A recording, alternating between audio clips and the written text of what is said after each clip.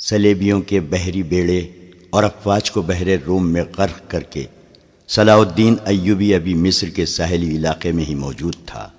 7 دن گزر گئے تھے، سلیبیوں سے تاوان وصول کیا جا چکا تھا، مگر بحر روم ابھی تک بچے کچے بحری جہازوں کو، کشتیوں کو نگل اور انسانوں کو اگل رہا تھا۔ صلیبی ملاح اور سپاہ جلتے جہازوں سے سمندر میں کود گئے تھے۔ دور سمندر کے وسط میں 7 روز بعد بھی چند ایک جہازوں کے بادبان پھڑ پھڑاتے نظر آتے تھے۔ ان میں کوئی انسان نہیں تھا۔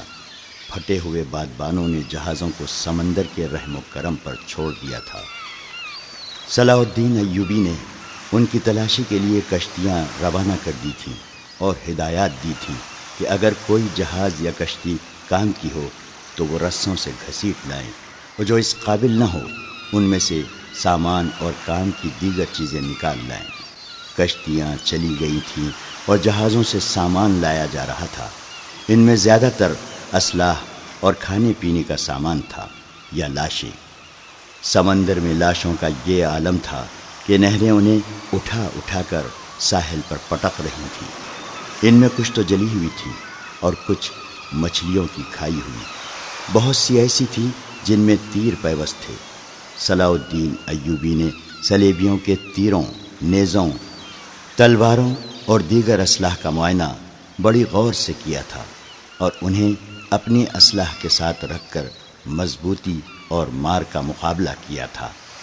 زندہ لوگ بھی تختوں اور ٹوٹی ہوئی کشتیوں پر تیرتے ابھی تک سمندر سے باہر آ رہے تھے۔ ان بھوکے، پیاسے، تھکے اور ہارے ہوئے لوگوں کو لہریں جہاں کہیں ساحل پر لا پھینکتی تھیں، وہ وہیں نڈھال ہو کر گر پڑتے اور مسلمان انہیں پکڑ کر لاتے تھے۔ ساحل کی میلوں لمبائی میں یہی عالم تھا۔ صلاح الدین ایوبی نے اپنی سپاہ کو مصر کے سارے ساحل پر پھیلا دیا تھا اور انتظام کیا تھا کہ جہاں بھی کوئی قیدی سمندر سے نکلے اسے وہیں خشک کپڑے اور خوراک دی جائے، اور جو زخمی ہوں ان کی مرہم پٹی بھی وہیں ہو جائے۔ اس اہتمام کے بعد قیدیوں کو ایک جگہ جمع کیا جا رہا تھا۔ صلاح الدین ایوبی گھوڑے پر سوار ساحلی علاقے میں گھوم پھر رہا تھا۔ وہ اپنے خیمے سے کوئی 2 میل دور نکل گیا۔ آگے چٹانی علاقہ آ گیا۔ چٹانوں کی ایک سمت سمندر اور عقب میں صحرا تھا۔ یہ سرسبز صحرا تھا جہاں کھجور کے علاوہ دوسری اقسام کے صحرائی درخت اور جھاڑیاں تھیں۔ صلاح الدین ایوبی گھوڑے سے اترا اور پیدل چٹانوں کے دامن میں چل پڑا۔ محافظ دستے کے 4 سوار اس کے ساتھ تھے۔ اس نے اپنا گھوڑا محافظوں کے حوالے کیا اور انہیں وہیں ٹھہرنے کو کہا۔ اس کے ساتھ 3 سالار تھے۔ ان میں اس کا رفیق خاص بہاؤالدین شداد بھی تھا۔ وہ اس مورکے سے ایک ہی روز پہلے عرب سے اس کے پاس آیا تھا۔ انہوں نے بھی گھوڑے محافظوں کے حوالے کیے اور سلطان کے ساتھ ساتھ چلنے لگے۔ موسم سرد تھا، سمندر میں تلاطم نہیں تھا۔ لہریں آتی تھیں اور چٹانوں سے دور ہی سے واپس چلی جاتی تھیں۔ ایوبی ٹہلتے ٹہلتے دور نکل گیا اور محافظ دستے کی نظروں سے اوجھل ہو گیا۔ اس کے آگے اور پیچھے بائیں طرف اونچی اونچی چٹانیں اور دائیں طرف ساحل کی ریت تھی۔ وہ ایک چٹان پر کھڑا ہو گیا جس کی بلندی 2 یا 2.5 گز تھی۔ اس نے بحر روم کی طرف دیکھا۔ یوں معلوم ہوتا تھا جیسے سمندر کی نیلاہٹ سلطان ایوبی کی آنکھوں میں اتر آئی ہو۔ اس کے چہرے پر فتح و نصرت کی مسرت تھی۔ اس کی گردن کچھ زیادہ ہی تن گئی تھی۔ اس نے ناک سکیڑ کر کہا، کس قدر تعفن ہے۔ اس کی اور سالاروں کی نظریں ساحل پر گھومنے لگیں۔ پھڑ پھڑانے کی آوازیں سنائی دی اور پھر ہلکی ہلکی چیخیں اور سیٹیاں سی سنائی دیں۔ اوپر سے 3-4 گدھ پر پھیلائے اترتے دکھائی دیے اور چٹان کی اوٹ میں جدھر ساحل تھا اتر گئے۔ ایوبی نے کہا، لاشیں ہیں۔ ادھر گیا تو 15-20 گز دور گدھ 3 لاشوں کو کھا رہے تھے۔ ایک گدھ ایک انسانی کھوپڑی پنجوں میں دبوچ کر اڑا اور جب فضا میں چکر کاٹا تو کھوپڑی اس کے پنجوں سے چھوٹ گئی اور صلاح الدین ایوبی کے سامنے آ گری۔ کھوپڑی کی آنکھیں کھلی ہوئی تھیں، جیسے صلاح الدین ایوبی کو دیکھ رہی ہوں۔ چہرے اور بالوں سے صاف پتہ چلتا تھا کہ یہ کسی سلیبی کی کھوپڑی ہے۔ ایوبی کچھ دیر کھوپڑی کو دیکھتا رہا، پھر اس نے اپنے سالاروں کی طرف دیکھا اور کہا، ان لوگوں کی کھوپڑیاں مسلمانوں کی کھوپڑیوں سے بہتر ہیں۔ یہ ان کھوپڑیوں کا کمال ہے کہ ہماری خلافت عورت اور شراب کی نظر ہوتی جا رہی ہے۔ سلیبی چوہوں کی طرح سلطنت اسلامیہ کو ہڑپ کرتے چلے جا رہے ہیں۔ ایک سالار نے کہا، اور ہمارے بادشاہ انہیں جزیہ دے رہے ہیں۔ شداد نے کہا، فلسطین پر سلیبی قابض ہیں۔ سلطان، کیا ہم امید رکھ سکتے ہیں کہ ہم فلسطین سے انہیں نکال سکیں گے؟ خدا کی ذات سے مایوس نہ ہو شداد، صلاح الدین نے کہا، ہم اپنے بھائیوں کی ذات سے مایوس ہو چکے ہیں۔ ایک اور سالار بولا، تم ٹھیک کہتے ہو۔ سلطان ایوبی نے کہا، حملہ جو باہر سے ہوتا ہے اسے ہم روک سکتے ہیں۔ کیا تم میں سے کوئی سوچ بھی سکتا تھا کہ کفار کے اتنے بڑے بحری بیڑے کو تم اتنی تھوڑی طاقت سے نظر آتش کر کے ڈبو سکو گے؟ تم نے شاید اندازہ نہیں کیا کہ اس بیڑے میں جو لشکر آ رہا تھا وہ سارے مصر پر مکھیوں کی طرح چھا جاتا۔ اللہ نے ہمیں ہمت دی اور ہم نے کھلے میدان میں نہیں بلکہ صرف گھات لگا کر اس لشکر کو سمندر کی تہہ میں گم کر دیا۔ مگر میرے دوستو، حملہ جو اندر سے ہوتا ہے اسے تم آسانی سے نہیں روک سکتے۔ جب تمہارا اپنا بھائی تم پر وار کرے گا تو تم پہلے یہ سوچو گے، کیا تم پر واقعی بھائی نے وار کیا ہے؟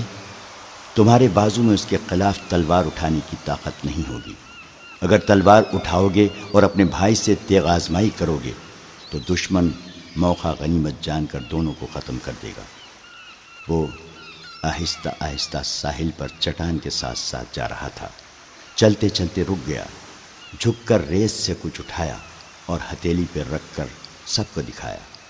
یہ ہتھیلی جتنی بڑی سلیب تھی وہ سیاہ لکڑی کی بنی ہوئی تھی۔ اس کے ساتھ ایک مضبوط دھاگا تھا۔ اس نے ان لاشوں کے بکھرے ہوئے اعضا کو دیکھا جنہیں گدھ کھا رہے تھے، پھر کھوپڑی کو دیکھا جو گدھ کے پنجوں سے اس کے سامنے گری تھی۔ وہ تیز تیز قدم اٹھاتا کھوپڑی تک پہنچ گیا۔ 3 گدھ کھوپڑی کی ملکیت پر لڑ رہے تھے۔ صلاح الدین ایوبی کو دیکھ کر پرے چلے گئے۔ صلاح الدین ایوبی نے سلیب کھوپڑی پر رکھ دی اور دوڑ کر اپنے سالاروں سے جا ملا۔ کہنے لگا، میں نے سلیبیوں کے ایک قیدی افسر سے باتیں کی تھی۔ اس کے گلے میں بھی جو سلیب تھی، اس نے بتایا کہ سلیبی لشکر میں جو بھرتی ہوتا ہے اس سے سلیب پر ہاتھ رکھ کر حلف لیا جاتا ہے کہ وہ سلیب کے نام پر جان کی بازی لگا کر لڑے گا اور وہ روئے زمین سے آخری مسلمان کو بھی ختم کر کے دم لے گا۔ اس حلف کے بعد ہر لشکری کے گلے میں سلیب لٹکا دی جاتی ہے۔ یہ سلیب مجھے ریت سے ملی ہے، معلوم نہیں کس کی تھی۔ میں نے اس کھوپڑی پر رکھ دی تاکہ اس کی روح سلیب کے بغیر نہ رہے۔ اس نے سلیب کی خاطر جان دی ہے۔ سپاہی کو سپاہی کے حلف کا احترام کرنا چاہیے۔ سلطان، شداد نے کہا، یہ تو آپ کو معلوم ہے کہ سلیبی یروشلم کے مسلمان باشندوں کا کتنا کچھ احترام کر رہے ہیں۔ وہاں سے مسلمان بیوی بچوں کو ساتھ لے کر بھاگ رہے ہیں۔ ہماری بیٹیوں کی آبرو لوٹی جا رہی ہے۔ ہمارے قیدیوں کو انہوں نے ابھی تک نہیں چھوڑا۔ مسلمان جانوروں کی سی زندگی بسر کر رہے ہیں۔ کیا ہم ان عیسائیوں سے انتقام نہیں لیں گے؟ انتقام نہیں، صلاح الدین ایوبی نے کہا، ہم فلسطین لیں گے، مگر فلسطین کے راستے میں ہمارے اپنے حکمران حائل ہیں۔ وہ چلتے چلتے رک گیا اور بولا، کفار نے سلیب پر ہاتھ رکھ کر سلطنت اسلامیہ کے خاتمے کا حلف اٹھایا ہے۔ میں نے اپنے اللہ کے حضور کھڑے ہو کر اور ہاتھ اپنے سینے پر رکھ کر قسم کھائی ہے کہ فلسطین ضرور لوں گا اور سلطنت اسلامیہ کی سرحدیں افق تک لے جاؤں گا۔ مگر میرے رفیقوں، مجھے اپنی تاریخ کا مستقبل کچھ روشن نظر نہیں آتا۔ ایک وقت تھا کہ عیسائی بادشاہ تھے اور ہم جنگجو۔ اب ہمارے بزرگ بادشاہ بنتے جا رہے ہیں اور عیسائی جنگجو۔ دونوں قوموں کا رجحان دیکھ کر میں کہہ رہا ہوں کہ ایک وقت آئے گا جب مسلمان بادشاہ بن جائیں گے مگر عیسائی ان پر حکومت کریں گے۔ مسلمان اسی میں بدمست رہیں گے کہ ہم بادشاہ ہیں، آزاد ہیں، مگر وہ آزاد نہیں ہوں گے۔ میں فلسطین لے لوں گا مگر مسلمانوں کا رجحان بتا رہا ہے کہ وہ فلسطین گنوا بیٹھیں گے۔ عیسائیوں کی کھوپڑی بڑی تیز ہے۔ 50,000 سوڈانی لشکر کو کون پال رہا تھا؟ ہماری خلافت اپنی آستین میں ناجی نام کا سانپ پالتی رہی۔ میں پہلا امیر مصر ہوں جس نے دیکھا ہے کہ یہ لشکر ہمارے لیے نہ صرف بیکار ہے بلکہ خطرناک بھی ہے۔ اگر ناجی کا خط پکڑا نہ جاتا تو ہم سب اس لشکر کے ہاتھوں مارے جا چکے ہوتے یا اس کے قیدی ہوتے۔ اچانک ہلکا سا سناٹا سنائی دیا اور ایک تیر صلاح الدین ایوبی کے دونوں پاؤں کے درمیان ریت میں لگا۔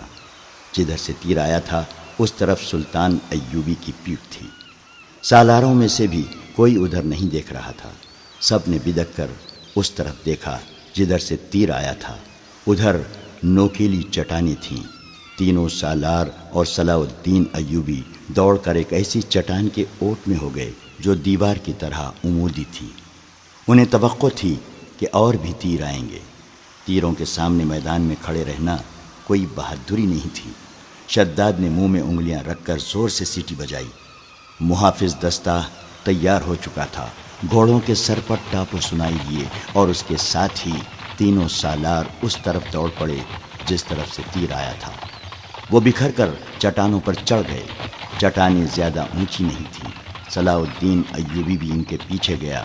ایک سالار نے اسے دیکھ لیا اور کہا، سلطان آپ سامنے نہ آئیں، مگر سلطان ایوبی رکا نہیں۔ محافظ پہنچ گئے۔ صلاح الدین ایوبی نے انہیں کہا، ہمارے گھوڑے یہیں چھوڑ دو اور چٹانوں کے پیچھے جاؤ۔ ادھر سے ایک تیر آیا ہے، جو کوئی نظر آئے اسے پکڑ لاؤ۔ سلطان ایوبی چٹان کے اوپر گیا تو اسے اونچی اونچی چٹانیں دور دور تک پھیلی ہوئی نظر آئیں۔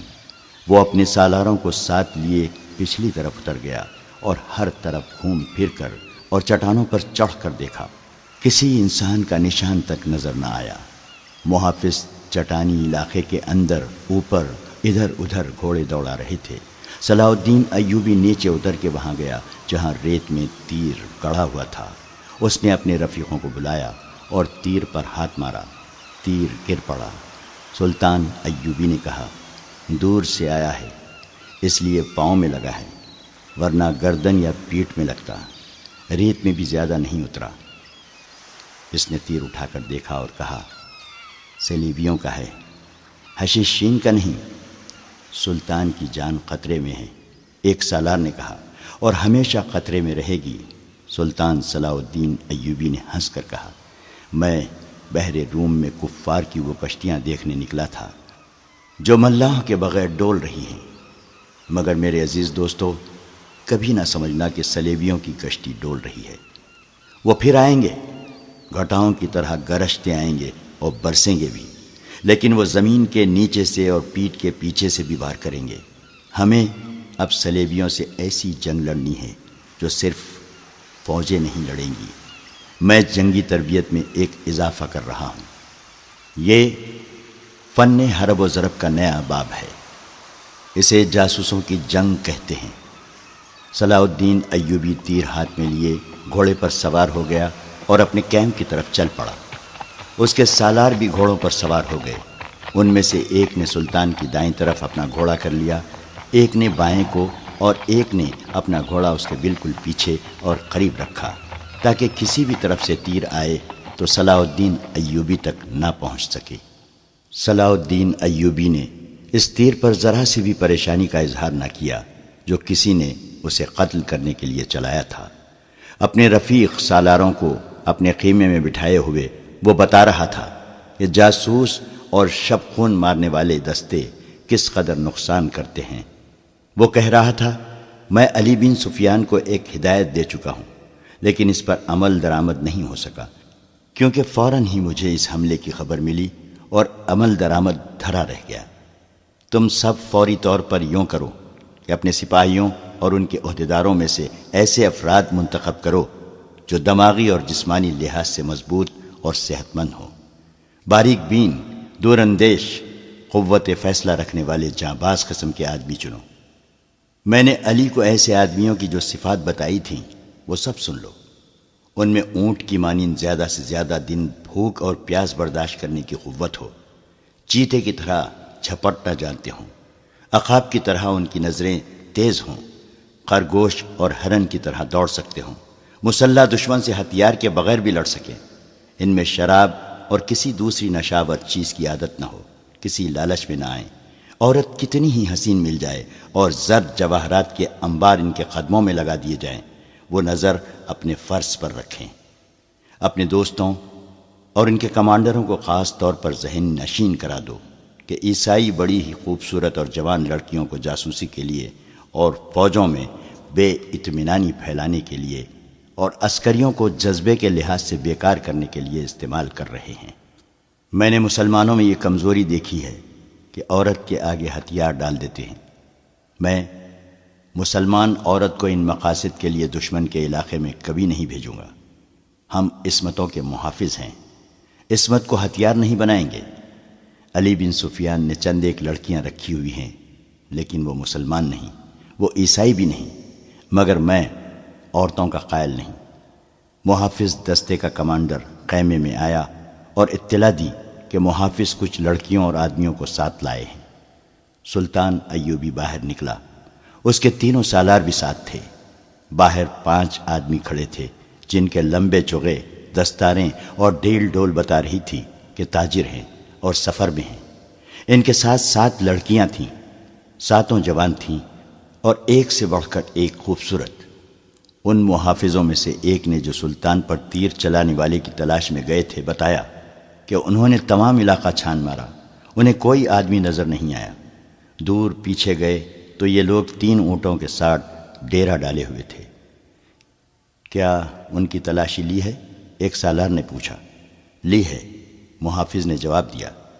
یہ کہتے ہیں کہ تاجر ہیں، ان کا سارا سامان کھلوا کر دیکھا ہے، جامع تلاشی بھی لی ہے۔ ان کے پاس ان خنجروں کے سوا اور ہتھیار نہیں۔ ان کے 5 خنجر سلطان ایوبی کے قدموں میں رکھ دیے۔ ہم مراکش کے تاجر ہیں، ایک تاجر نے کہا، سکندریہ تک جائیں گے۔ 2 روز گزرے، ہمارا قیام یہاں سے 10 کوس پیچھے تھا۔ پرسوں شام یہ لڑکیاں ہمارے پاس آئیں، ان کے کپڑے بھیگے ہوئے تھے۔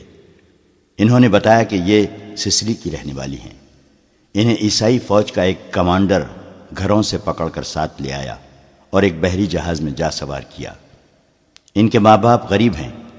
یہ کہتی ہیں کہ بے شمار جہاز اور کشتیاں چل پڑیں۔ لڑکیوں والے جہاز میں چند اور کمانڈر قسم کے آدمی تھے اور ان کی فوج بھی تھی۔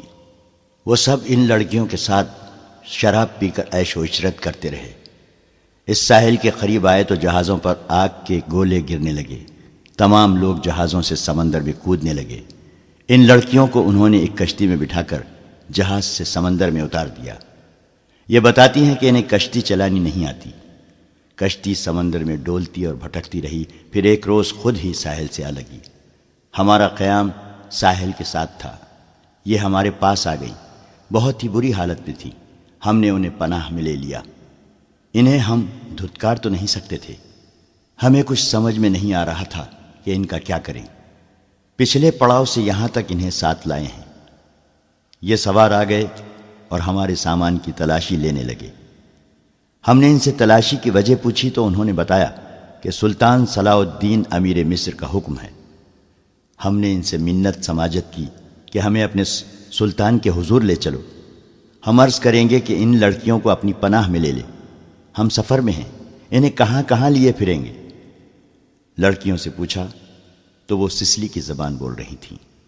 وہ ڈری ڈری سی لگتی تھیں۔ ان میں سے 2-3 اکٹھی ہی بولنے لگیں۔ صلاح الدین ایوبی نے تاجروں سے پوچھا کہ ان کی زبان کون سمجھتا ہے۔ ایک نے بتایا کہ صرف میں سمجھتا ہوں۔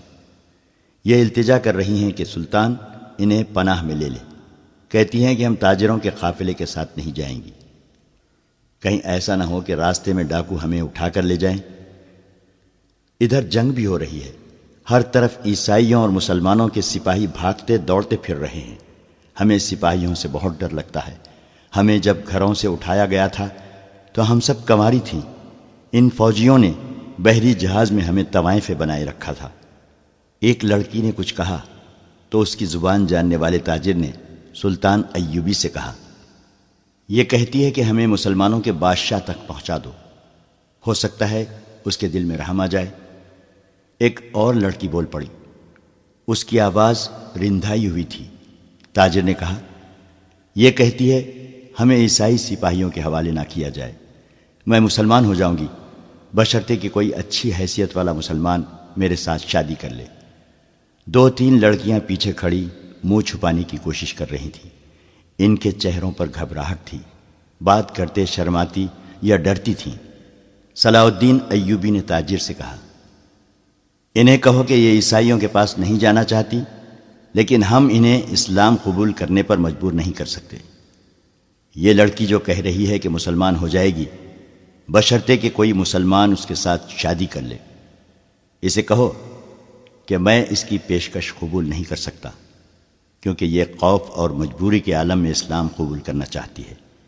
انہیں بتاؤ کہ انہیں مجھ پر اعتماد ہے تو میں انہیں اسلام کی بیٹیوں کی طرح پناہ میں لیتا ہوں۔ اپنے دارالحکومت میں جا کر یہ انتظام کر دوں گا کہ انہیں عیسائی راہبوں یا کسی پادری کے پاس بھجوا دوں گا۔ پادری یروشلم میں ہوں گے۔ دوسری صورت یہ ہے کہ جب عیسائی قیدیوں کو آزاد کیا جائے گا تو میں کوشش کروں گا کہ ان کی شادیاں قابل اعتماد اور اچھی حیثیت کے قیدیوں کے ساتھ کرا دوں، اور انہیں یہ بھی بتا دو کہ کسی مسلمان کو ان سے ملنے کی اجازت نہیں ہوگی، اور نہ انہیں اجازت ہوگی کہ کسی مسلمان سے ملیں۔ ان کی ضروریات اور عزت کا خیال رکھا جائے گا۔ تاجر نے لڑکیوں کو ان کی زبان میں سلطان ایوبی کی ساری باتیں بتائیں تو ان کے چہروں پر رونق آ گئی۔ وہ ان شرائط پر رضامند ہو گئی۔ تاجر شکریہ ادا کر کے چلے گئے۔ سلطان صلاح الدین ایوبی نے لڑکیوں کے لیے الگ خیمہ لگانے اور خیمے کے باہر ہر وقت ایک سنتری موجود رہنے کا حکم دیا۔ وہ خیمے کی جگہ بتانے ہی لگا تھا کہ 6 صلیبی قیدی سلطان ایوبی کے سامنے لائے گئے۔ وہ بہت ہی بری حالت میں تھے۔ ان کے کپڑے بھیگے ہوئے تھے، کپڑوں پر خون بھی تھا، ریت بھی۔ ان کے چہرے لاشوں کی مانند تھے۔ ان کے متعلق بتایا گیا کہ 1.5-2 میل دور ساحل پر بے سود پڑے تھے۔ وہ ٹوٹی ہوئی کشتی پر تیر رہے تھے۔ ایک دن کشتی پانی بھر جانے سے ڈوب گئی۔ یہ سب تیر کر ساحل تک پہنچے۔ کشتی میں 22 آدمی سوار تھے، صرف یہ 6 زندہ بچے ہیں۔ ان سے چلا نہیں جاتا تھا۔ یہ صلیبی لشکر کے سپاہی تھے۔ یہ سب دھڑام سے بیٹھ گئے۔ ان میں سے ایک چہرے مہرے سے لگتا تھا کہ معمولی سپاہی نہیں ہے۔ وہ کراہ رہا تھا۔ اس کے کپڑوں پر خون کا ایک دھبا بھی نہ تھا، مگر زخمیوں سے زیادہ تکلیف میں معلوم ہوتا تھا۔ اس نے 7 لڑکیوں کو غور سے دیکھا، پھر کراہنے لگا۔ یہ سلطان صلاح الدین ایوبی کا حکم تھا کہ ہر ایک قیدی اسے دکھایا جائے۔ چونکہ قیدی ابھی تک سمندر سے بچ بچ کر نکل رہے تھے، اس لیے ہر ایک قیدی سلطان ایوبی کے سامنے لایا جاتا تھا۔ اس نے ان قیدیوں کو بھی دیکھا، کسی سے کوئی بات نہ کی، البتہ اس قیدی کو جو سب سے زیادہ کراہ رہا تھا اور جس کے جسم پر کوئی زخم نہ تھا، سلطان نے غور سے دیکھا اور آہستہ سے اپنے سالاروں سے کہا، علی بن سفیان ابھی تک نہیں آیا؟ ان تمام قیدیوں سے جو اب تک ہمارے پاس آ چکے ہیں بہت کچھ پوچھنا ہے، ان سے معلومات لینی ہے۔ اس نے اس قیدی کی طرف دیکھ کر کہا، یہ آدمی کمانڈر معلوم ہوتا ہے، اسے نظر میں رکھنا، اور جب علی بن سفیان آئے تو اسے کہنا کہ اس سے تفصیلی پوچھ تاچھ کرے۔ معلوم ہوتا ہے کہ اندر کی چوٹیں آئی ہیں، شاید پسلیاں ٹوٹی ہوئی ہیں۔ انہیں فوراً زخمی قیدیوں کے خیموں میں پہنچا دو، انہیں کھلاؤ پلاؤ اور ان کی مرہم پٹی کرو۔ قیدیوں کو اس طرف لے جایا گیا جس طرف زخمی قیدیوں کے خیمے تھے۔ لڑکیاں انہیں جاتا دیکھتی رہیں، پھر ان لڑکیوں کو بھی لے گئے۔ فوج کے خیموں سے تھوڑی دور لڑکیوں کے لیے خیمہ نصب کیا جا رہا تھا۔ وہاں سے کوئی 100 قدم دور زخمی قیدیوں کے خیمے تھے، وہاں بھی ایک خیمہ گاڑا جا رہا تھا اور 6 نئے زخمی قیدی زمین پر لیٹے ہوئے تھے۔ لڑکیاں ان کی طرف دیکھ رہی تھیں۔ دونوں خیمے کھڑے ہو گئے۔ لڑکیاں اپنے خیمے میں چلی گئیں اور زخمیوں کو ان کے اپنے خیمے میں لے گئے۔ ایک سنتری لڑکیوں کے خیمے کے باہر کھڑا ہو گیا۔ لڑکیوں کے لیے کھانا آ گیا جو انہوں نے کھا لیا۔ پھر ایک لڑکی خیمے سے باہر نکل کر اس خیمے کی طرف دیکھنے لگی جس میں نئے 6 زخمی قیدیوں کو لے گئے تھے۔ اس کے چہرے پر اب گھبراہٹ اور خوف کا کوئی تاثر نہیں تھا۔ سنتری نے اسے دیکھا اور اس نے سنتری کو دیکھا۔ لڑکی نے مسکرا کر اشارہ کیا کہ وہ زخمیوں کے خیمے کی طرف جانا چاہتی ہے۔ سنتری نے سر ہلا کر اسے روک دیا۔ لڑکیوں کو خیمے سے دور جانے یا کسی سے ملنے کی اجازت نہیں تھی۔ لڑکیوں اور 6 زخمیوں کے خیموں کے درمیان بہت سے درخت تھے۔ بائیں طرف مٹی کا ایک ٹیلہ تھا جس پر جھاڑیاں تھیں۔ سورج غروب ہو گیا، پھر رات تاریک ہونے لگی۔ کیمپ کے غول غپاٹے پر نیند غالب آنے لگی اور پھر زخمیوں کے کراہنے کی آوازیں رات کے سکوت میں کچھ زیادہ ہی صاف سنائی دینے لگیں۔ دور پرے بحیرے روم کا شور دبی دبی مسلسل گونج کی طرح سنائی دے رہا تھا۔ صلاح الدین ایوبی کے اس جنگی کیمپ میں جاگنے والوں میں چند ایک سنتری تھے یا وہ زخمی قیدی جنہیں زخم سونے نہیں دیتے تھے، یا صلاح الدین ایوبی کے خیمے کے اندر دن کا سما تھا۔ وہاں کسی کو نیند نہیں آئی تھی۔ سلطان ایوبی کے 3 سالار اس کے پاس بیٹھے تھے اور ہر محافظ دستہ بیدار تھا۔ سلطان ایوبی نے ایک بار پھر کہا، علی بن سفیان ابھی تک نہیں آیا؟ اس کے لہجے میں تشویش تھی۔ اس نے کہا، اس کا قاصد بھی نہیں آیا۔ اگر کوئی گڑبڑ ہوتی تو اطلاع آ چکی ہوتی۔ ایک سالار نے کہا، معلوم ہوتا ہے وہاں سب ٹھیک ہے۔ امید تو یہی رکھنی چاہیے، صلاح الدین ایوبی نے کہا، لیکن 50,000 کے لشکر نے بغاوت کر دی تو سنبھالنا مشکل ہو جائے گا۔ وہاں ہماری نفری 1,500 سوار اور 2,700 پیادے ہیں۔ ان کے مقابلے میں سوڈانی بہتر اور تجربہ کار عسکری ہیں اور تعداد میں بہت زیادہ۔ ناجی اور اس کے سازشی ٹولے کے خاتمے کے بعد بغاوت ممکن نظر نہیں آتی۔ ایک اور سالار نے کہا، قیادت کے بغیر سپاہی بغاوت نہیں کریں گے، پیش بندی ضروری ہے۔ صلاح الدین ایوبی نے کہا، لیکن علی آ جائے تو پتہ چلے گا کہ پیش بندی کس قسم کی جائے۔ صلیبیوں کے روکنے کے لیے تو سلطان ایوبی خود آیا تھا، لیکن دارالحکومت میں سوڈانی فوج کی بغاوت کا خطرہ تھا۔